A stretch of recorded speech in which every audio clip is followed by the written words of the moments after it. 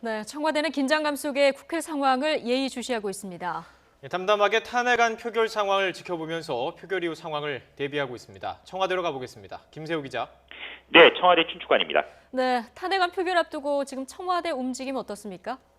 네, 표결 시점이 다가오면서 청와대에는 긴장감을 넘어 적막감까지 감돌고 있습니다. 박 대통령은 물론 청와대 참모진 모두 외부와의 접촉을 자제한 채 국회 상황을 지켜보고 있습니다. 최순실 사태 이후 공식적인 외부 일정 없이 줄곧 청와대에 머물러 온 박 대통령은 관저에서 국회 상황에 대한 보고를 받으며 담담하게 방송 생중계를 시청하고 있는 것으로 전해졌습니다.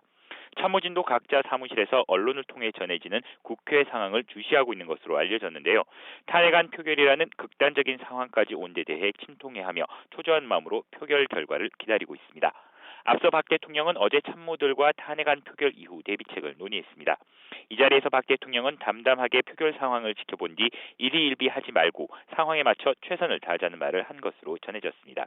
박 대통령은 표결 결과가 나오면 어떤 형식으로든 자신의 입장을 발표할 것으로 보입니다. 표결 이후 상황에 대한 대비책도 궁금한데요. 가결과 부결, 이 상황에 따라서 대통령의 지위와 전국 상황 어떻게 달라집니까? 네, 탄핵 의결서가 박 대통령에게 전달되면 박 대통령은 헌법재판소에 탄핵 심판이 있을 때까지 직무를 수행할 수 없습니다. 이럴 경우 황교안 국무총리가 대통령의 역할을 대신하게 되는데 청와대는 국무총리실과 긴밀하게 접촉하며 권한 대행 체제를 준비해온 것으로 알려졌습니다. 대통령으로서의 권한은 박탈되지만 신분은 유지됩니다. 탄핵 심판 전까지 의전과 경호를 받고 청와대 관저를 머물 수 있으며 업무 추진비 성격의 급여를 제외한 월급도 받습니다. 만약 탄핵안이 부결되면 박 대통령은 정치적 출구를 모색할 기회를 갖게 됩니다.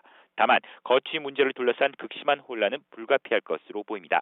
박 대통령은 새누리당 지도부의 내년 4월 퇴진, 6월 조기 대선이라는 당론을 존중한다고 밝혔었지만 탄핵 표결 이후 이 같은 입장이 유효한지에 대해서는 명확히 밝히지 않았습니다.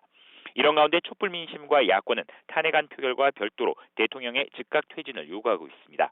탄핵안이 부결된 뒤 박 대통령이 거취에 대한 뚜렷한 입장을 내놓지 않거나 정치권의 논의가 교착 상태를 보이면 전국 혼란은 더욱 가중될 수밖에 없을 것으로 보입니다. 지금까지 청와대 춘추관에서 YTN 김세호입니다.